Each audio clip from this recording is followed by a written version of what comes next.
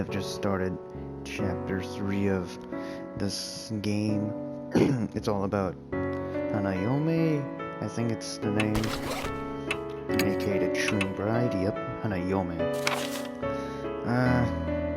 From what we know, you can go to 3 certain phone boxes, one in the mountain rest area, one in somewhere near your apartments, and one I think is in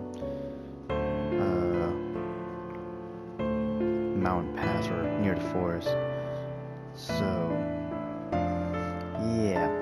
Also, first up, so we didn't know we didn't know any ghosts to chase, so we just went to the shrine where Cruci said there's possibly something, but it's just a shrine with something missing within it.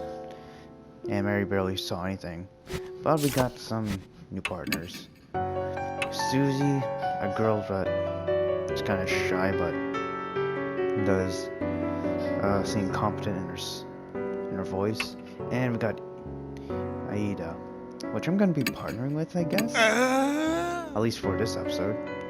So yeah, he's like the dude that brought Susie along because she wanted to talk to Hanayome, see where a particular something is. Anyways, with Hanayome, you ask her a question, or she asks you a question first. Did you see it? You say, no, I haven't, or I haven't. Something along those lines, and then she asks you what you want to see, and you tell her. Apparently it worked, and now they got the mark. And let's just talk to see what I can do. Anyways, luckily the one that gave them their marks.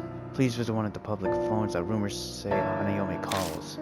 The mage can obtain a clue regarding that. Okay. So we can exit. I think it's best if we go to 8 shrine. No, not 8 shrine. Rest area first.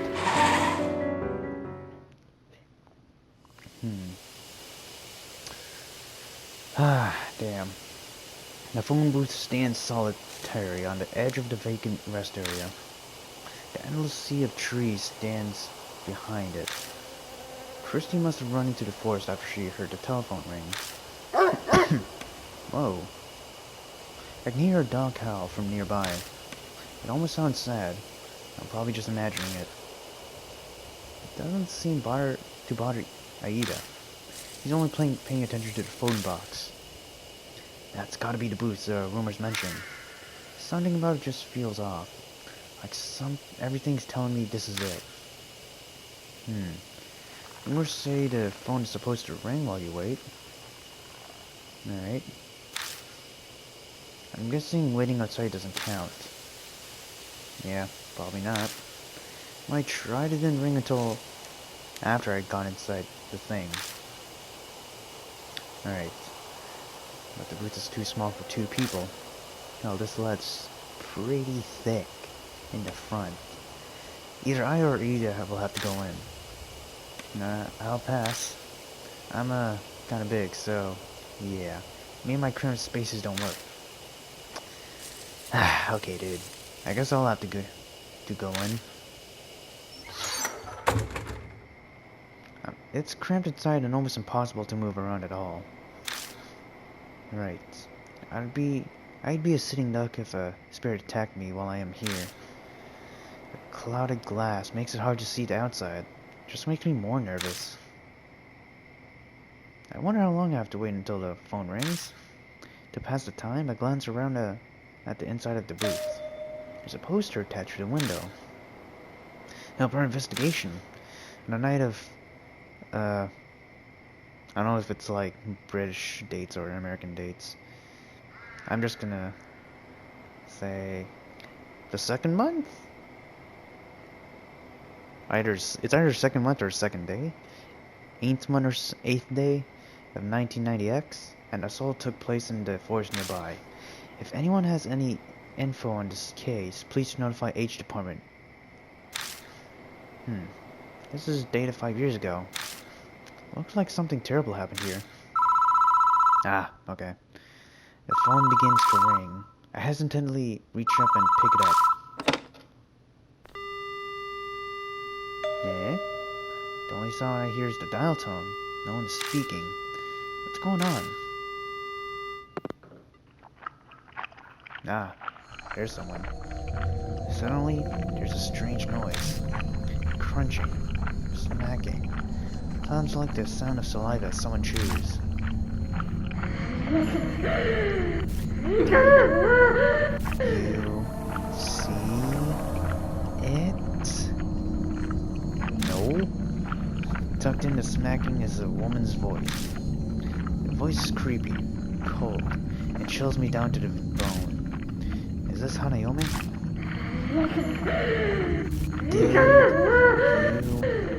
see it? She asks a second time. The rumor just mentioned that I should say I haven't seen it. Very seriously, I say I haven't seen it. She's still chewing. What do you want to see? It's going exactly as the rumors said. Hanayome is supposed to tell you that the location of whatever you're looking for. I think we're looking for a Buddha statue since the heads have been decapitated from most of them.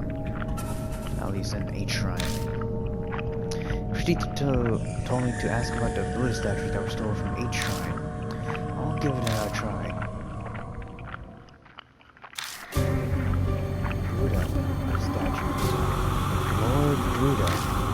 Doesn't your arm already have the mark of the Buddha on it? Tell me, you want a new Buddha? How are you doing that? Tell me. No? Tell me. Tell me. Tell me. Tell me. Tell me. Tell me.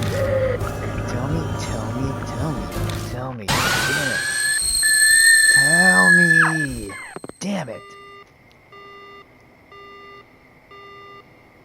That's not an answer to my question, damn you. Ah, the line goes bad. The one scream is still ringing in my ears. I feel sick. It must be because of my brush with that blood-curdling insanity. Why didn't she answer my question? What was different from when the others asked? The mark on my arm burdens dully, like it's reminding me it exists. Maybe this is why she was acting strangely. And she did say something to the effect that Buddha gave me this mark. Was she just too insane to differentiate between Buddha and a monstrous spirit? Or is this mark really the work of a divine wrath from the Buddha statue? I waited a while longer, but the phone doesn't ring again. There's no point in staying in here. Yeah. Okay. As soon as I leave the booth, Aida comes up to me. You're drenched in sweat. Did something happen? I tell Aida about my conversation with the Hanayome. Weird. No one mentioned that online. Aida's brow furrows in confusion. Anyway, why don't we try going to the other phone booth? There could be clues there. You could try it there too. There's no time to get lost in thought. The last phone booth is at the park by T apartments, in the other direction. We'll head there after stopping at the mansion. It's probably wise to ask Mary what she knows, since it's on the way. Okay, the second phone box.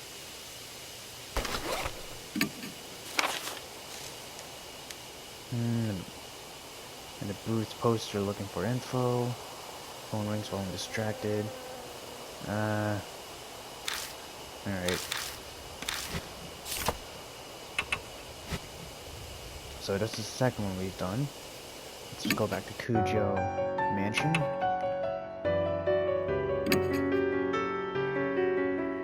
Tell Mary what happened at the phone box. say Hanayome acted strangely. She called the spirit that you cursed with your marked Buddha. I cannot say I know what she saw, but from what you said, she will likely not respond to your question. That does not mean she does not understand you, however. Use any method available to obtain as much info as you can. Sure, alright, dude. Can I bring Christy? I don't know if it's a good idea to bring Suzu. Hell, maybe not even Aida.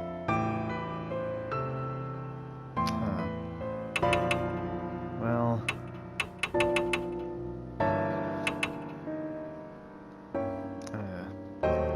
actually, no, let's part with Suzu.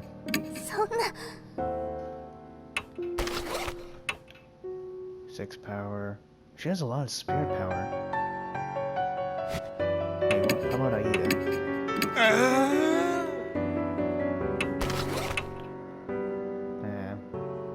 He does have dexterity and intelligence, I guess. How does Suzu compare to Christy?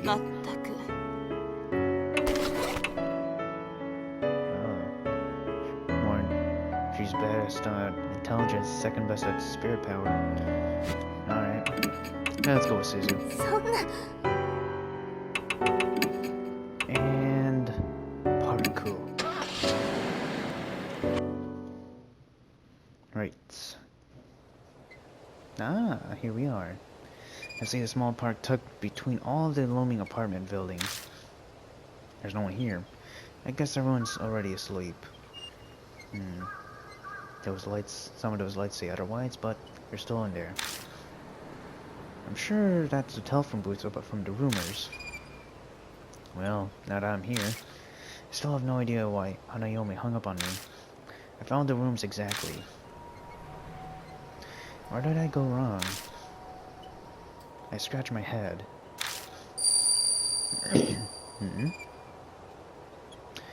Don't adhere to good gossip. Defy it.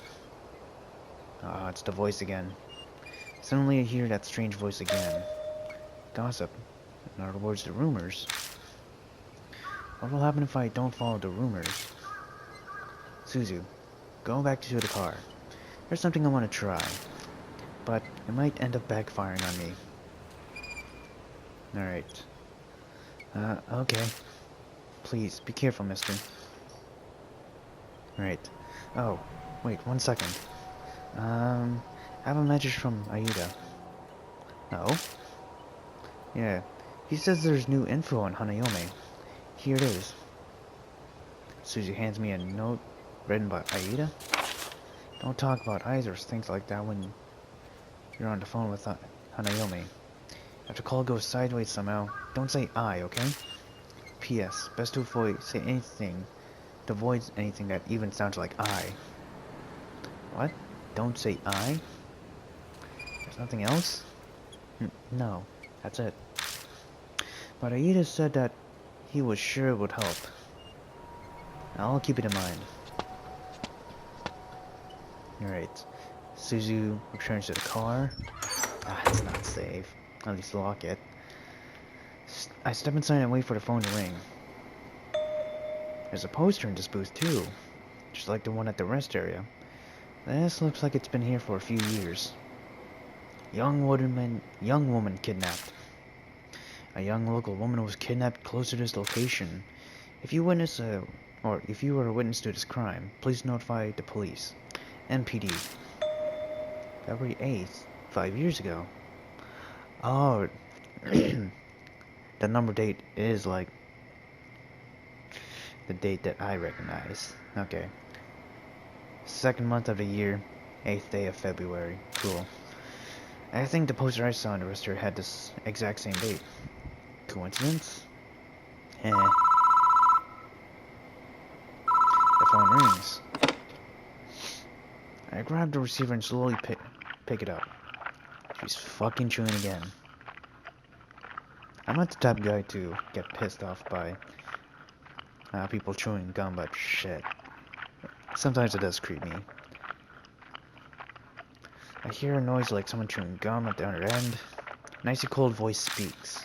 Did you see it? Okay, so we have to defy her this time after listening to that voice. You saw it, didn't you? You saw that thing of me. Oof. Voice cut off. Ah. Something outside collides violently with the glass of the booth, but I can't see it. Live or die.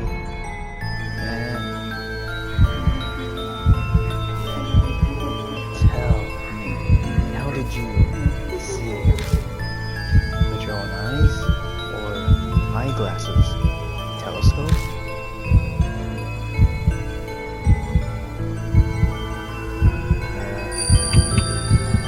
Telescope?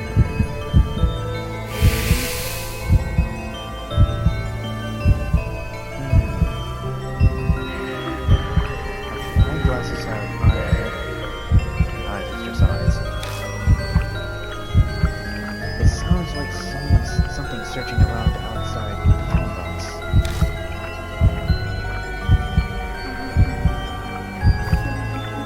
You saw it.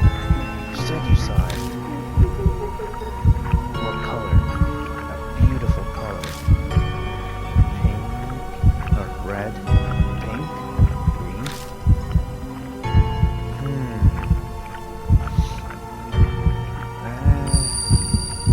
Red. I think of red most likely. Green. Pink.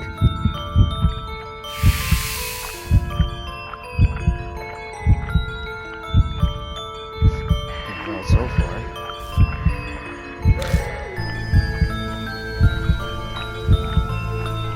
You saw it.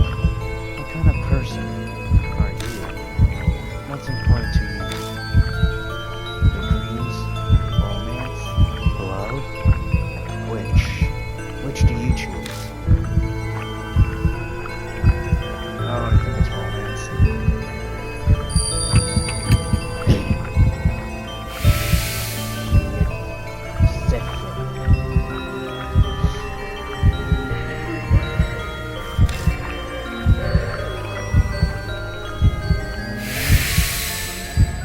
Whew, beautiful. And a handprint's gone. Nice. The phone goes dead. The next I know, the bloody handprint is gone, and so is the ominous presence. When she was talking about what colors it was, she talking about the handprint?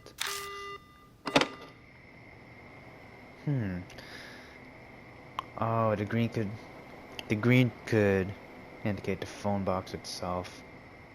Most of it's green anyways. She was particularly anxious about what I had seen. I think I did a good job not mentioning anything like eyes or in my answer. Overly conscious of being seen, huh? Maybe that's where her secret lies. Huh? I exit the booth and Susie rushes up to me. My mark suddenly started hurting. Did something happen? I tell Susie about what happened in the telephone booth. I wonder what that was about. I guess there's no way she'd know the answer. Huh? There's something on the ground. Sure enough, there's a folded up piece of paper lying near the booth. Looks like a piece of stationery? What do you mean stationery? I don't think it was there before I went into the phone box. Pick up the paper and open it. To Psycho. I'll dispel all of your heartache.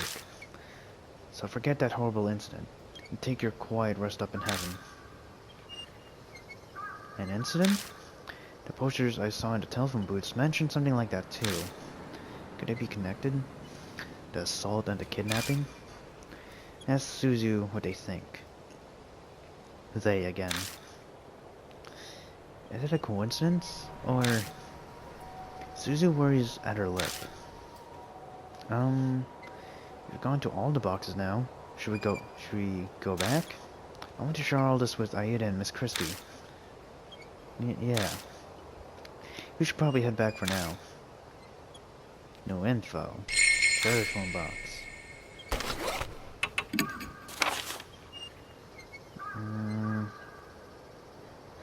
Alright, so basically recalling the events. And also that little note. Let's go.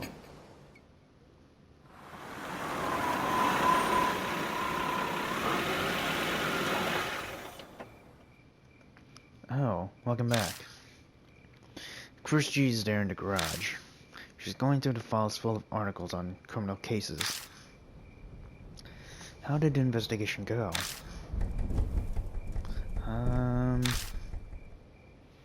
Susan and I tell Christy what we discovered. I see. I can see Christy's mind working. Hey, Mr. Kasin. You know those posters and that bit of stationery you found? Could they be linked to Hanayome? She might have been someone who was caught up in the incident and killed. If that's the case, then... She glances over at the files. The dates were 5 years ago, right? Then there might be an article on what happened here in these files. Let's get Aida to help out too. Go get a move on. Alright. All four of us began reading through the files. The clippings range from the smallest dispute to the most heinous crime in each city. But they're all dated 5 years ago or earlier. They get stored in the garage because they're so old? After a while, I think I found it. The date matches the posters. The victim's name is Saito. Susie lays the file out on the desk and we all peer at it. No. That photo in the bottom, dude. Bottom right, left. Ooh, that's spooky. And that is definitely H. Forrest. That file has articles about an incident that happened 5 years ago. The victim's name was Saiko Hasegawa. Apparently she committed suicide and divorced by H. Castle on the eve of her wedding. She was in her dress when she was found. Suzu, probably shouldn't read anymore. It's pretty bad. Thanks, Aida. But I want to know more about Hanayome. I feel like I need to do this. She's cringing, but she sounds determined. Between this and sneaking out at night, she's a surprisingly brave kid. It's rather odd for someone her age. I remember now. This happened back when I used to be a news anchor. Christy mutters just loud enough to hear. Then, do you know the whole story? It was horrible. It's hard to recount. A woman was abducted by a gang while she was walking her dog. They brought her to the forest and assaulted her. Actually, we did hear her dog by the not the park, by the parking lot.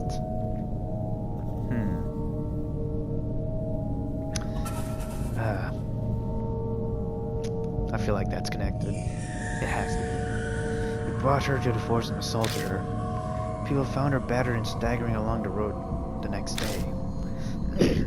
The dog was run over and killed near the forest when it crashed after them. That's horrifying.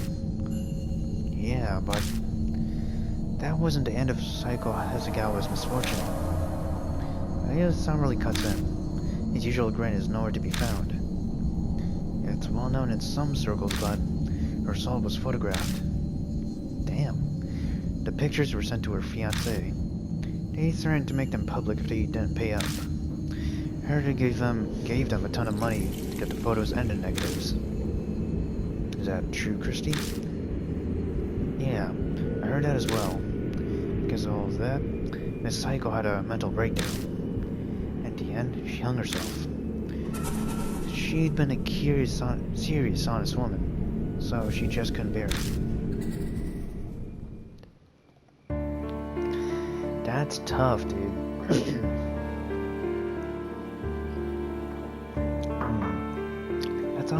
That sounds like the saddest one so far in this game. The cruel fate of a woman attacked before her wedding. The false sun as that reality weighs on us.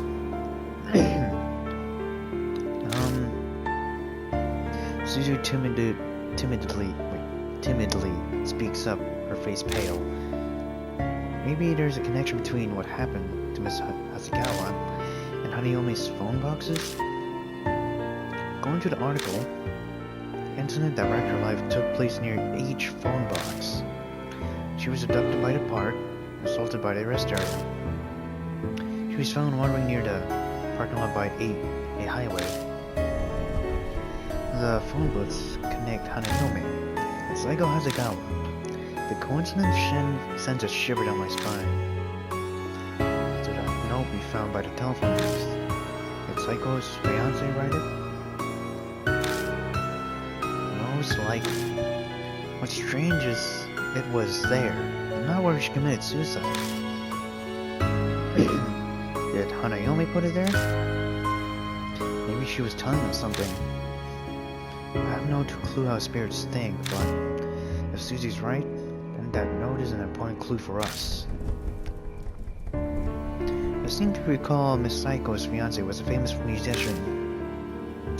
As a result, the case was widely publicized at the time. It happened right after they returned from a romantic trip to Greece. Old ladies were sobbing about how it made it all the more tragic. The poor dog they brought on the trip died horribly as well. Sorry. Where's the fiancé now? Well, he began acting strange due to the shock, and then went missing. Some say her suicide was to follow him. But he wasn't the only one who disappeared. It sounds like all the culprits went missing too. You hear about that online too? Well, something like that. The internet wasn't the scene back then. There were only hubs. Hubs? Like pre-internet chat rooms? Everyone was talking about it on the occult hubs back then. There was one person in the community who knew way too much. I think he was one of the culprits. He brought up a bunch of things like taking pictures and all that.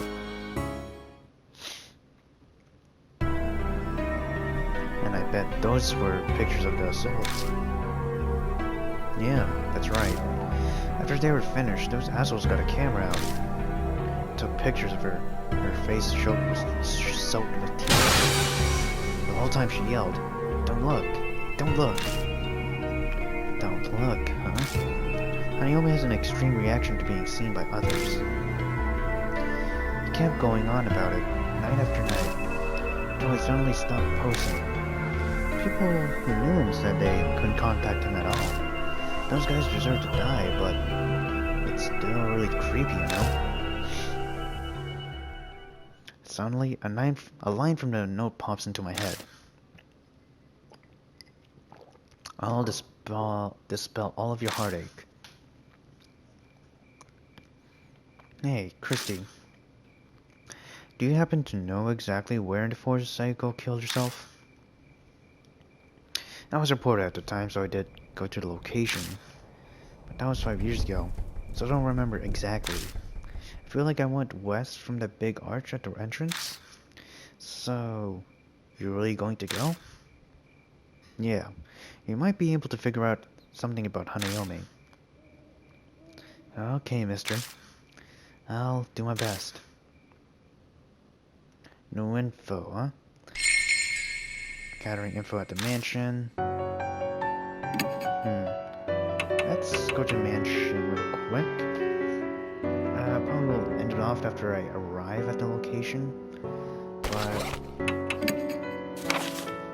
I think this is gonna be a short case, kind of a short case, because it doesn't look like, or doesn't sound like we'll do that much investigating.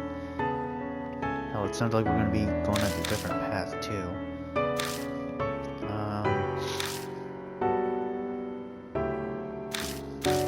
Right. Okay. So Susie's my partner.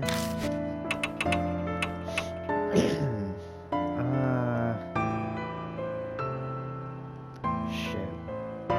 Is it good to take Suzu or Aida? Well, I don't know, dude.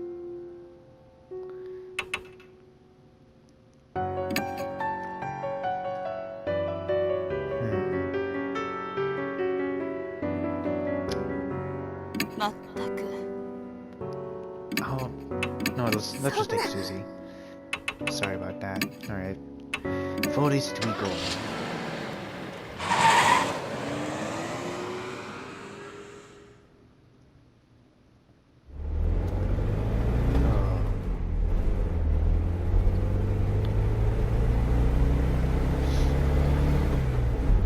Hearing her speak, I had the impression that she had been raised well, but now that I'm out alone with her like this, it's not just that. She's, how do I put it? It's a little late, but hope we get along. Should I call you Mr. Kasin? No, just Mr. is fine. Having you call me by my first name is kinda... Oh, I'm sorry. That was rude of me. That's right. She's strangely mature. Suzu? Is it alright if I call you that? Yes, just Suzu is fine. Okay. So what do your parents do? Yeah, it's kind of out of the blue to ask that, but we might be in some life and death situations. Even if she's just a kid, I'd like to know what kind of person she is. Right now I'm only living with my mom. She pushes herself every day. Pushes herself? Does that mean she's a career woman who works hard at her job? I see. Excuse me. Sorry for a random question. Not at all. She lives alone with her mother and works every day, which means she's basically living alone. That must be why she's so mature. Oh, what?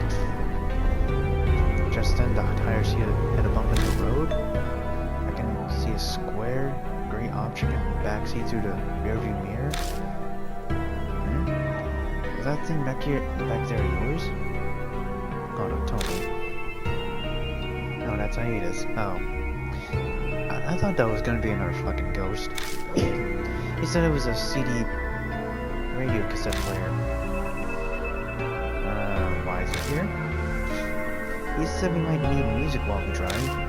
Want to listen to something? No, I'll pass. Conversation grinds to a halt after that. It's like there's an invisible person between us. After following sound a while, Susie finally speaks up again. It only makes sense for the convo to turn one direction. Smart. Did Honey Homie really do this? I don't know for sure, but I think that's a natural assumption. No, I guess so.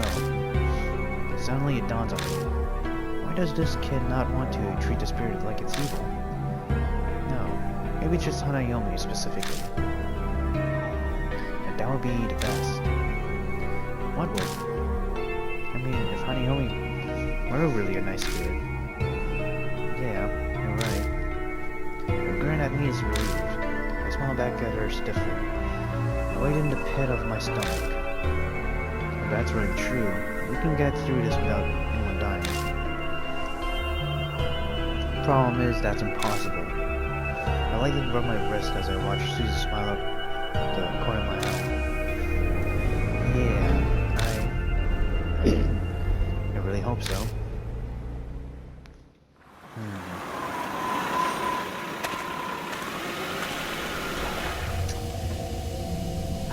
Back here, huh? Gonna go in the forest? Susie, honey, this is how it works here.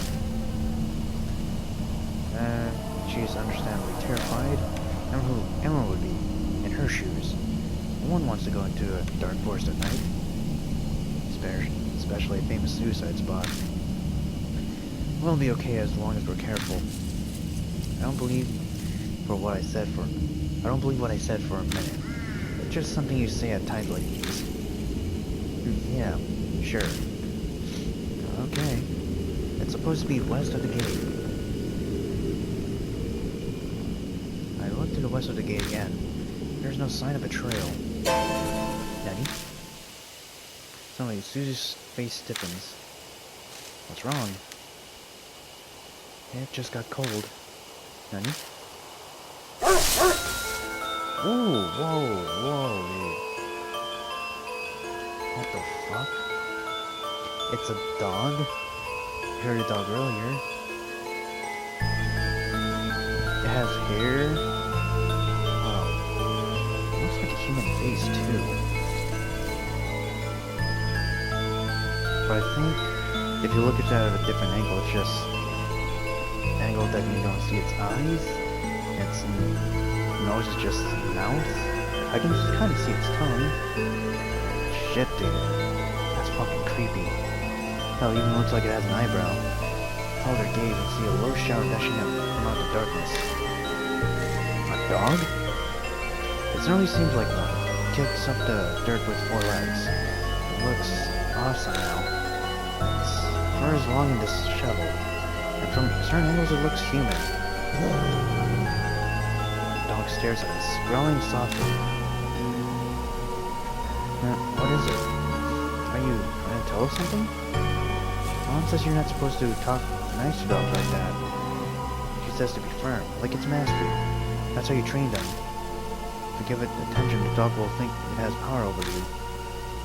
So ignore it and stay quiet, huh? I guess that's true for humans too. Powerful people tend to ignore others. Like Mashita. Okay, I'll keep that in mind. And it's gone. The dog barks loudly, then vanishes to the western underbrush. The moment it's gone, the chill in the air dissipates like it was never there. Was it trying to tell us that we should go that way? Maybe.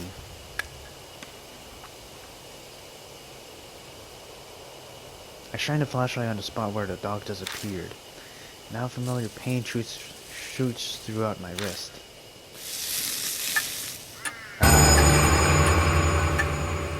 Mark's color grows more vivid. Early dawn. Damn, okay. First part of the investigation was just phone boxes, now it's the forest. Second part. There's probably not much time left, we better hurry. Let's check the bushes over there. New info was added. Investigating the forest again. Well, boys, I'm gonna leave off here, man. Thank you all for watching. Leave a like for this episode. And don't forget to subscribe and share with other friends. Shall see you on an episode you watch next, chat, man. Peace.